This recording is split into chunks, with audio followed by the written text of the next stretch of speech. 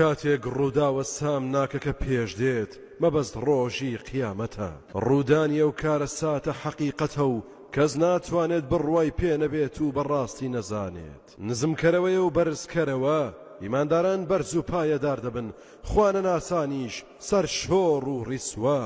کاتێک زەوی دەشلەقێت و بەتوندی دەلەرزێت، کێوەکانیش ورد و خاش دەبن، تەخت و ساف دەبن، بەرزیەکان نشێوەکان پڕ دەکەن، دەبنە تەپ و تۆزێکی پەرش و بڵاو، زەویان پێ تەخت و ڕێک دەکرێت. ئەو کاتە ئێوە دەبنە سێ دەستەوە، دەستەی ڕاستان دەردەکەون، جاچوزانی ئەوانن لە چ خۆشیەکدان، هەروەها دەستەی چەپ و لار و وێرەکانیش ئای ئەو شومانە لە چ سەرگەردانیەکدان.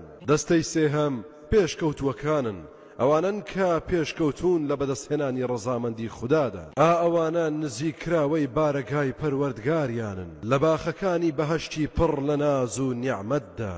دەستەیەکی زۆریان لەوانن کە زوو چوون بەدەم بانگەوازی خودداوە، دەستەیەکی کەمیشیان لەوانن کە دواتر بە شوێن ئەواندا ڕێبازی ئیمانیان گرتەبەر.